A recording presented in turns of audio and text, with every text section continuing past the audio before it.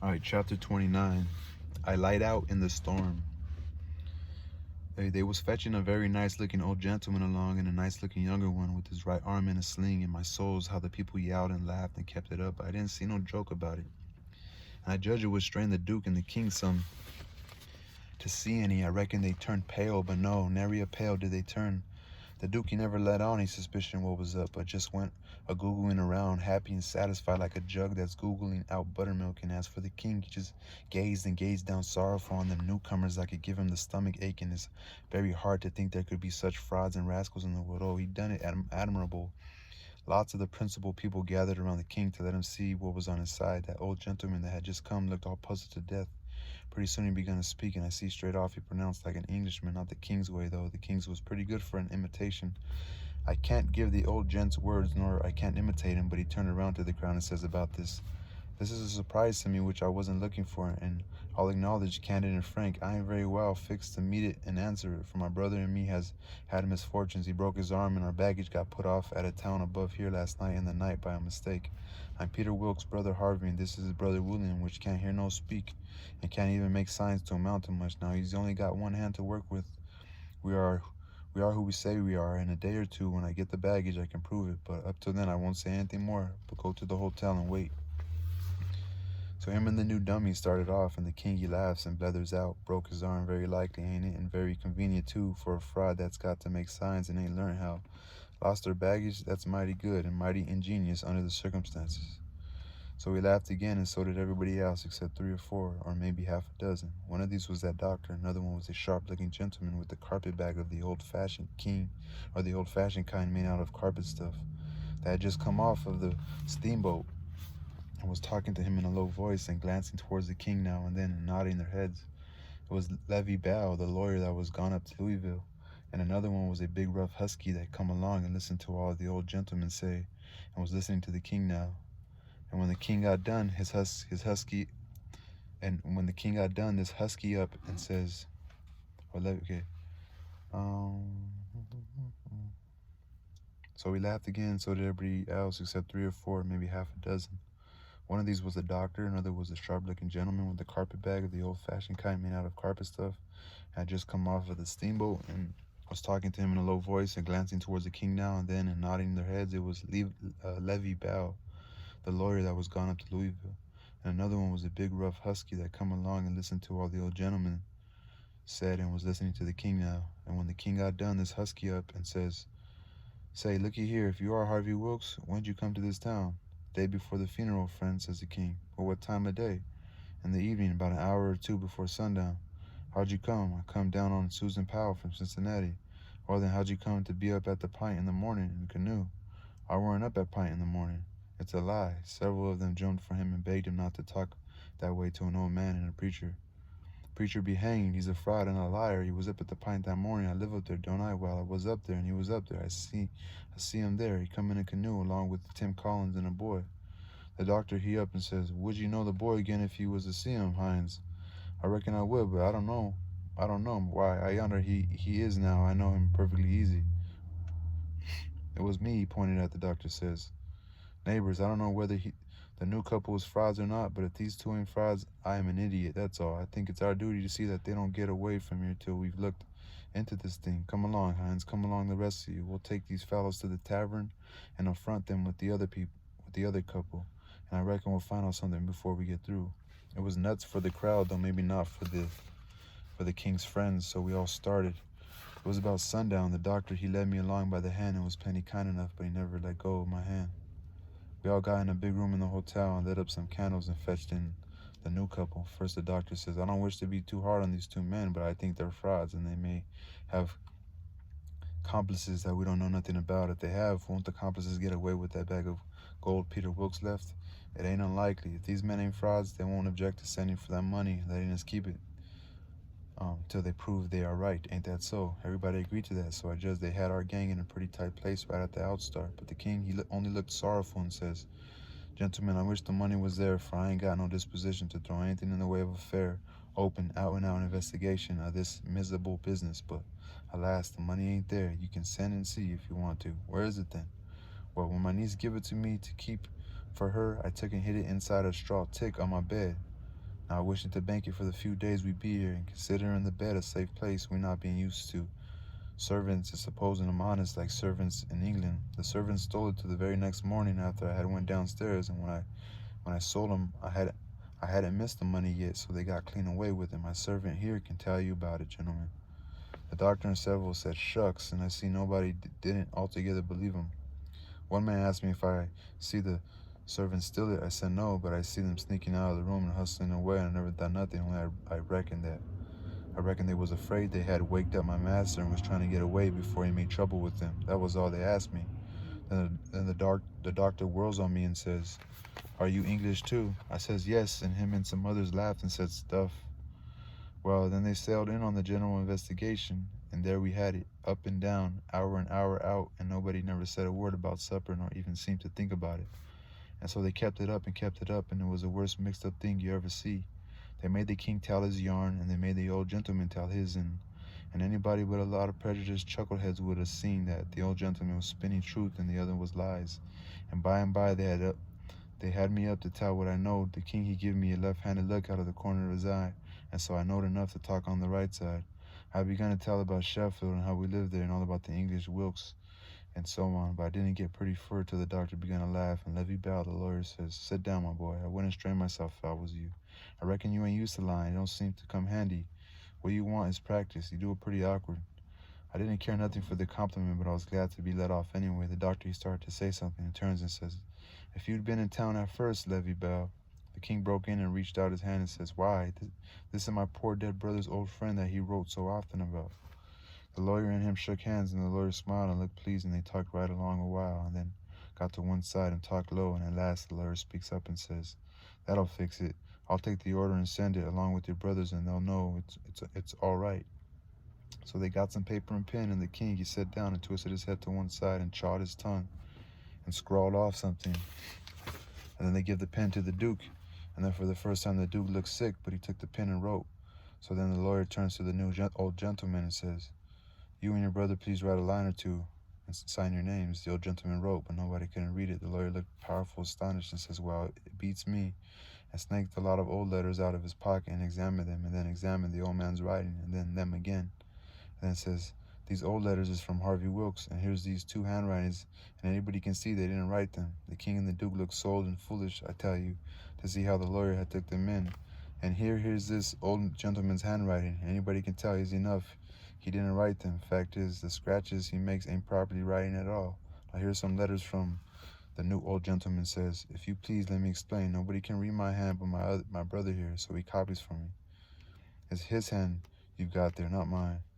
"Well," says the lawyer, "this is a state of things. I got some of William's letters too, so if you'll get him to write a line or so, we can come." "He can't write with his left hand," says the old gentleman. "If he could use his right hand, you would see that he wrote his own letters and mine too. Look at both, please. They're by the same hand."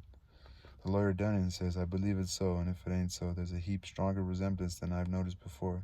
Anyway, well, I thought we was right on the track of a solution, but it's gone to grass party. But anyway, one thing is proved. These two ain't either of 'em Wilkes's." And he wagged his head towards the king and the duke. "Well, what do you think? That mule-headed old fool wouldn't give in then?" "Indeed he wouldn't. Said it weren't no fair test. Says brother William was the cussedest joker in the world and hadn't tried to write.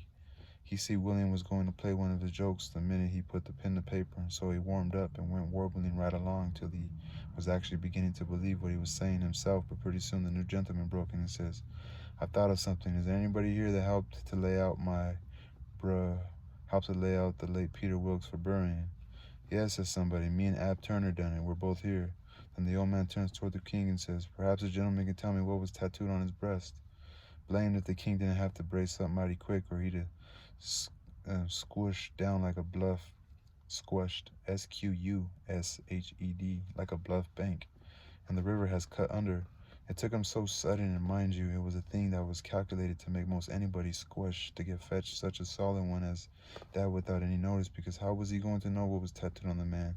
He whitened a little, he couldn't help it, and it was mighty still in there, and everybody bending A little forwards and gazing at him, says I to myself, now he'll throw up the sponge. There ain't no more use. Well, did he? A body can hardly believe it, but he didn't. I reckon he thought he'd keep the thing up till he tired them people out so they'd thin out and him and the Duke could break loose and get away. Anyway, he sat there, and pretty soon he began to smile and says, motherfucker, it's a very tough question. He says, he didn't say motherfucker because it says MF exclamation point. Well, I don't know, how do you, MF exclamation point? It's a very tough question, ain't it? Yes, sir, I can tell you what's tattooed on his breast. It's just a small, thin blue arrow, that's what it is.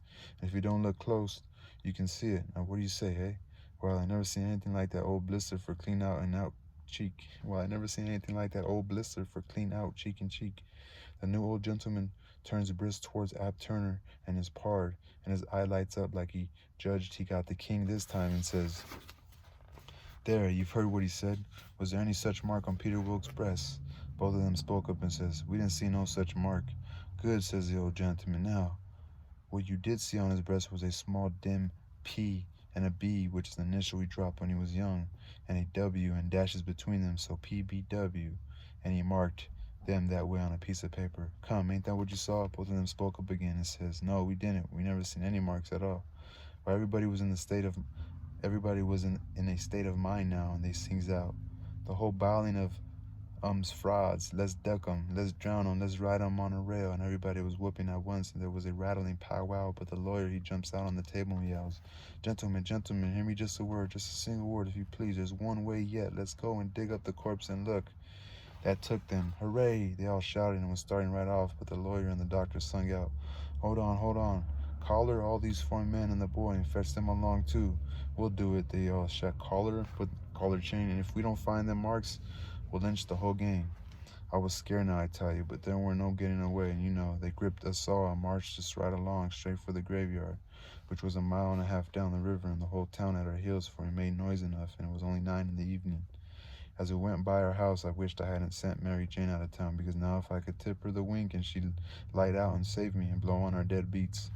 While we swarmed along down the river road, just carrying on like wildcats, and to make it more scary, the sky was darkening up and the lightning begins to wink and flitter, and the wind to shiver among the leaves. This was the most awful trouble, most dangerous I ever was in, and I was kind of stunned. Everything was going so different from what I had followed. Instead of being fixed so I could take my own time if I wanted to and see all the fun and have Mary Jane on my back to save me and set me free from the close fit come. Here was nothing in the world betwixt me and sudden death but just them tattoo marks if they didn't find them. I couldn't bear to think about it, and yet somehow I couldn't think about nothing else. I got darker and darker, and it was a beautiful time to give the crowd the slip, but that big husky had me by the wrist. Hines and a body might as well try to give Goliar the slip. G-O-L-A-R. Goliar? Some sort of character. He dragged me right along. He was so excited, and I had to run to keep up. When they got there, they swarmed into the graveyard and washed over like an overflow. When they got to the grave, they found that they had 100 times as much shovels as they wanted, but nobody hadn't thought to fetch a lantern. But they sailed into digging anyway. By the flicker of the lightning, they sent a man to the nearest house a mile off to borrow one. So they dug and dug like everything, and got awful dark, and the rain started, and the wind swished and swished along, and the lightning come brisker and brisker, and the thunder boomed. But then people never took no notice of it. They were so full of this business, and one minute you could see everything in every face in that big crowd, and the shovelfuls of dirt sailing up out of the grave, and the next second the dark wiped it all out, and you couldn't see nothing at all. At last they got out of the coffin and begun to unscrew the lid, and then such another crowding and shouldering and shoving as there was to scrouge in and get a sight. You never see in the dark that way. It was awful. Hines, he hurt my wrist, dreadful pulling and tugging so, and I reckon he clean forgot I was in the world. He was so excited and panting. All of a sudden, the lightning let go a perfect sluice, a perfect slush, S-L-U-I-C-E, of white glare, and somebody sings out, by the living jingo, here's the bag of gold on his breast. Hines let out a whoop like everybody else and dropped my wrist and give a big surge to bust his way in and get a look, and the way I lit out and shined for the road in the dark, there ain't nobody can tell. I had the road all to myself, and I fairly flew. Leastways, I had it all to myself except the solid dark, and the now and then glares, and the buzzing of the rain, and the thrashing of wind, and the splitting of the thunder. Sure as you are born, I did clip it along. When I struck the town, I see there weren't nobody out in the storm, so I never hunted for no back streets, but humped it straight through the main one. And when I begun to get towards our house, I aimed my eye and set it. No light there, the house all dark, which made me feel sorry and disappointed. I didn't know why, but at last, just as I was sailing by, flash comes the light in Mary Jane's window, and my heart swelled up sudden, like to bust. In the same second, the house and all was behind me in the dark, and wasn't ever going to be before me no more in this world. She was the best girl I ever seen, had the most sand. But at last, just as I was sailing by, flash comes the light in Mary Jane's window, and my heart swelled up sudden like to bust. In the same second, the house and all was behind me in the dark. I wasn't ever going to be before me no more in this world. She was the best girl I ever see, and my heart swelled up sudden like to bust. In the same second, the house and all was behind me in the dark. It wasn't ever going to be before me no more in this world. She was the girl that was the best I've ever seen and had the most sand. The minute I was far enough above the town to see I could make the towhead, I began to look sharp for a boat to borrow, and first time the lightning showed me one that wasn't chained, I snatched it and shoved. It was a canoe and weren't fastened with nothing but a rope. The towhead was a rattling big distance off, away out there in the middle of the river. But I didn't lose no time, and when I struck the raft at last, I was so fagged I would have just laid down to blow and gasp if I could have afforded it, but I didn't. As I sprung aboard, I sung out, "Out with you, Jim, and set her loose. Glory be to goodness, we're shut of them." Jim lit out and was coming for me with both arms spread. He was so full of joy, but when I glimpsed him in the lightning, my heart shot up in my mouth, and I went overboard backwards, for I forgot he was old King Lear and a drowned Arab all in one, and it most scared the livers and lights out of me. But Jim fished me out and was going to hug me and bless me and so on. He was so glad I was back, and we was shut of the king and duke. But I says, "Not now, have it for breakfast, cut loose and let her slide." So in 2 seconds away we went a-sliding down the river, and it did seem so good to be free again and all by ourselves on the big river, and nobody to bother us. I had to skip around a bit and jump up and crack my heels a few times. I couldn't help it, but about the third crack I noticed a sound that I known mighty well, and held my breath and listened and waited, and sure enough, when the next flash busted out over the water, "Here they come," and next flash busted out, "Here they come," and just a-laying to their oars and making their skiff hum. It was the king and the duke, so I wilted right down onto the planks again and give up. It was all I could do to keep from crying. Laying to their oars and making their skiff hum. So they have their own little skiff.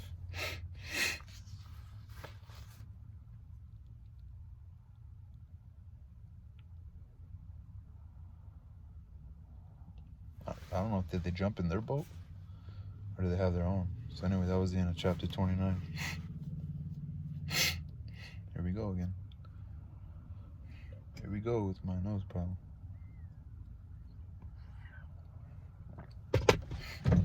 The regular people doing the regular hikes in the morning. Oh yeah, that was the end of we're on a XXX Tentacion. We're on chapter 30 now. Peace, y'all.